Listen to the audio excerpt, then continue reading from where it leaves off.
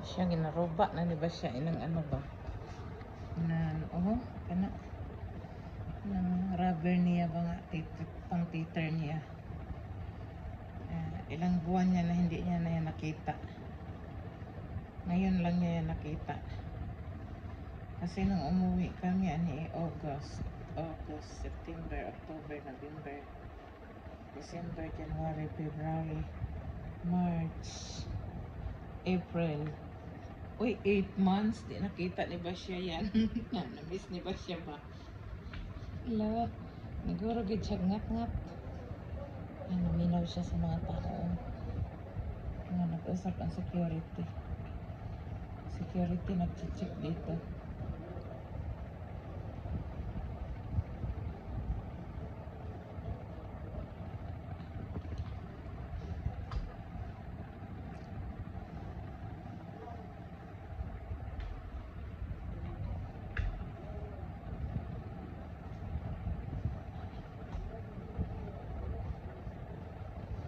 Basta si Basya galit na galit sa ano niya.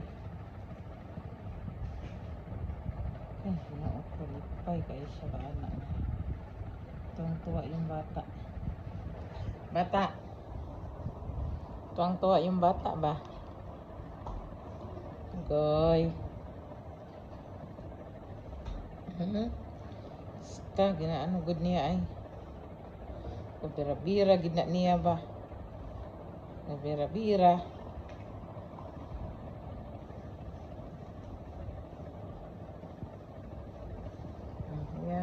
Ayan ang kinakain niya. Yan ang karne niya. Ay, kainin mo yung karne mo. Yung karne niya, yung yung pink at saka puti. Ayaw talaga niya. Bahala na lang.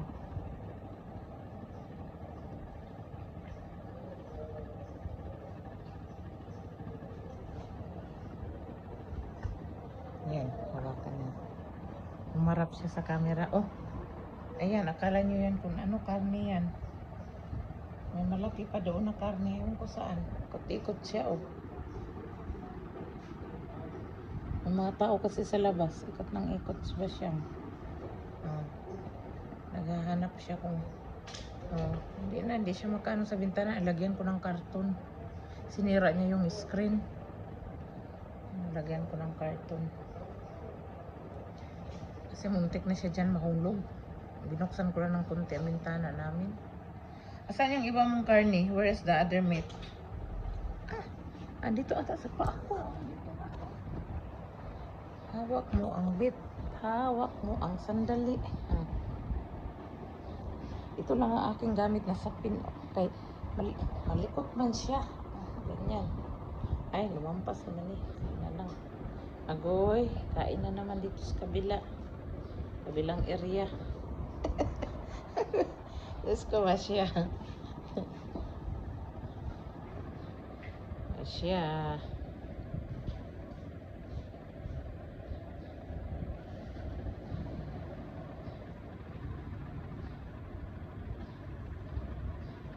Magulo pang aming bahay na Masya dito sa dagat.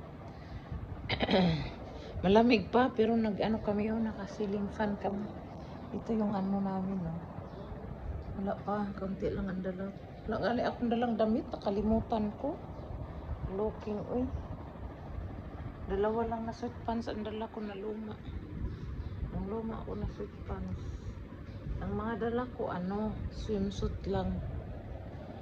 Swimming suit ata yun at short pa yun. Yung barot, malamig pa dito, di pa pwede mag-short. Hindi nga wala akong dalang jacket. Nandun sa isang bag na hindi ko. Akala ko kasi puno na yung sasakyan ba. Kaya hindi ko hindi ako nagdala ng tawag nito. Ibang damit ko. Ayun, wala tuloy ako dalang damit. Kaya nga nilabahan. Tatlo pala. Dalawa lang. Pangatlo noong nilabahan ko yun. May washing machine man kami, dryer. Pero hindi ko yan winashing kasi pwede man dyan Ito nilabahan ko rin suot ko kahapon. Ang Doon ang labahan namin ang aming banyo. Doon. Yung rip. Tapos sa inyo ang laman ng aming rip. Kumain ako, paksiw yung ulam ko. Ang dali, buksan natin ang ating rip. Ito yung laman ng aming rip. Tubig. Yan. Tapos dito, may dara pa akong Maggi. 4 lang dinala kong Maggi. Tubig, may mga gulay kami. Pero di ako makaluto doon. Nagpintura pa sila eh. Ito yung isda. Paksiw ko na. Niluto ni Nana yan. Tapos meron kaming gulay.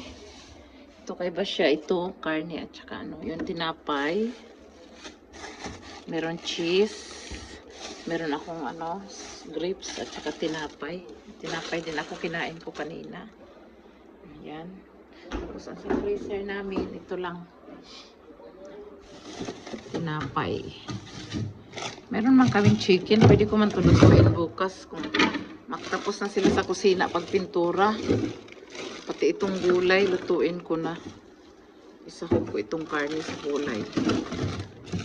Meron akong chicken din. Bukas ito yung lutuin ko, isahog sa gulay.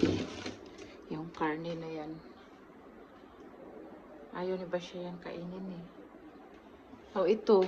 Chicken man to na na ready to cook. Saan kaya ito? Sa 30 North ba ito? Oh, hindi ito sa 30 North. Ang nakalagay eh.